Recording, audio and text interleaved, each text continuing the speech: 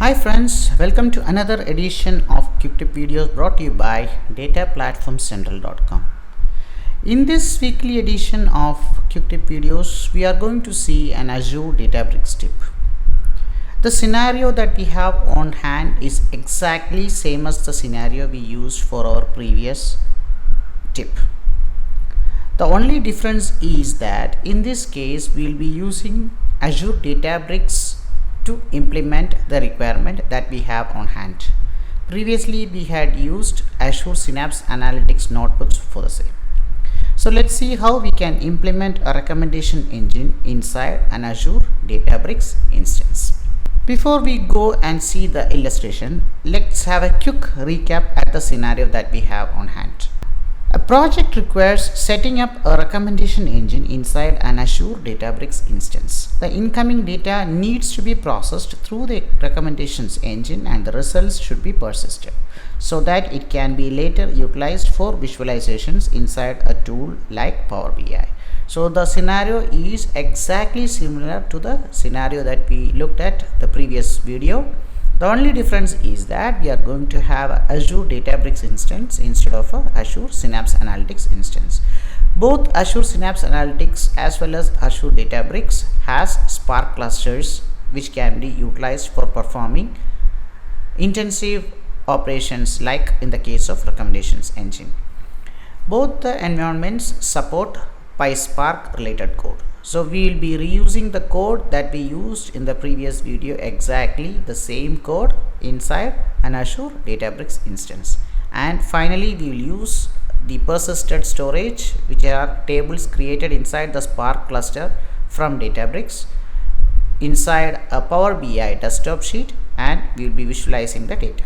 So let's see it in action.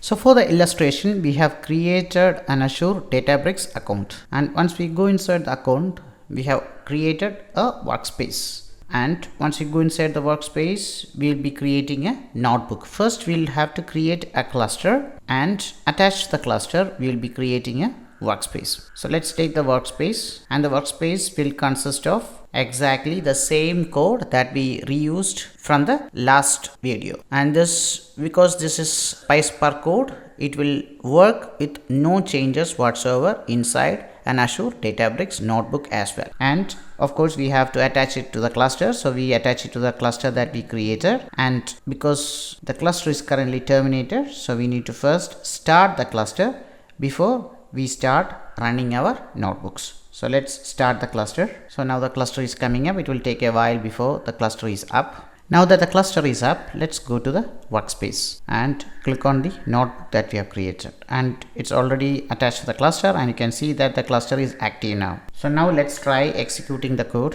So if you see the code, this is exactly the same code, which is basically connecting to a Azure blob storage where we pass the URL of the storage as well as the account key, and we read a CSV file from our blob storage which is inside a particular folder, and we will be creating a table based on that, a persistent storage based on the file, and we will use that ratings data which is there in the file and apply predictions based on the ratings by applying ALS method, and we will also evaluate our predictions by using a root mean square error method. So this code was already explained in the previous video. There is not even a single line of change in this code. We are using the same code, and it's the same pyspark environment. The only difference is that here we are using the pyspark environment inside Azure Databricks instead of the Azure Synapse Analytics Spark cluster which we used in the previous case. So at the end of that, while we get the corresponding recommendations, we will be storing the recommendations along with the prediction values inside another table called movie recommendations. So once we execute this, we will get two new tables inside our Spark clusters, which one will contain the original ratings data and the second one will contain the recommendations data. So let's go and start running this cell. You can click this play button and click run cell for running the code. The progress of the code can be seen. It will create the Spark jobs, the corresponding Spark jobs for performing the required functions. And at the end of this execution, it will be saving the data to the persistent storages, which are the two tables that we have defined, movie ratings and movie recommendations. The execution is now done, and as you see, you can see the individual steps which are involved in the execution. And now that the execution is done, we can go and check the data. So let's go to the data tab, and you can see the two tables as expected. One will contain the ratings data and the other one will contain the corresponding recommendations data which have been generated using the ALS method. So if you go and if you look at double click on it, you can see the sample data also. So the sample data is also present, and you can see the prediction values which was created by the Python script that we executed. So now that you have the recommendations data ready with the prediction values, now we can make use of this data inside a Power BI desktop to create a visual. To start off, let's open a blank Power BI desktop and connect to the Azure Databricks instance so as to pull the two tables that we have created inside the Spark instance. So let's go to get data and click on more option, and you have an option in that window to select the Azure services. Select the Azure services. Inside that you will be able to find out Azure Databricks. So select Azure Databricks and click on connect. You will be provided with the connect to Azure Databricks dialog, where it will ask you for a server host name and also HTTP path. Now this is a very important step. What you would expect is that you will go back to the Azure portal, click on the Databricks account. In the overview page, you can see the URL. So you can copy the URL, come back to the Power BI desktop and put the URL, and the server host name would be the path without HTTP. This is what you will expect. Generally, this is how you connect to any services which are there in Azure.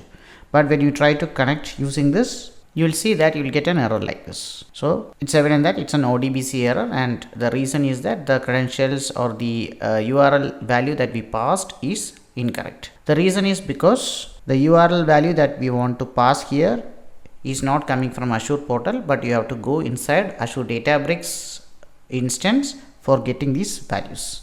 So for that, instead of going to the usual way of going to your overview page inside Azure portal, you need to go to the Databricks instance. Go to Databricks instance.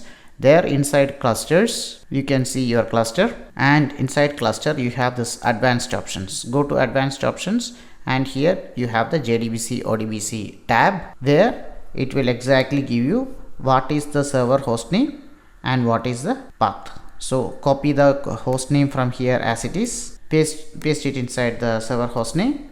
Similarly, go back, copy the HTTP path and paste it inside HTTP path.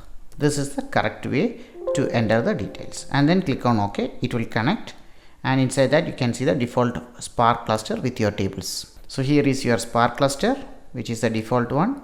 Inside that you can see your two tables. Click on the two tables which is containing the ratings and the recommendations data, and click on load. Once these two tables are loaded to the model, now you can connect to the Excel sheet which contains the movie data. Once that data has also been brought into your model, you will have three tables. One will contain the movies, another one will contain the movie recommendation, and third one will contain the movie ratings. Now let's go to the relationships tab and set a relationship between them. Now that the relationships are set up, let's come here and add them onto a visual. So once you select the user ID, title and the prediction values, you will get a report like this, which will indicate what will be their recommended movies based on the prediction value that the system has generated. So this shows how you can use the data from a recommendation engine which you have implemented inside Azure Databricks inside your Power BI for generating a recommendation based visual for each of the users. Hope this was a pretty useful tip to understand how Azure Databricks can be connected to Power BI and how the data from Azure Databricks can be visualized inside Power BI. Also, we had a look at how a recommendations engine can be implemented inside the Spark clusters of Azure Databricks by using the same pyspark code we used in the previous case inside Azure Synapse Analytics instance. As usual, keep sending your feedback. Subscribe to my channel for getting useful videos like this, and click on the bell icon for getting notifications. Thanks all. Thanks for your time, and meet you soon with another useful quick tip. Bye.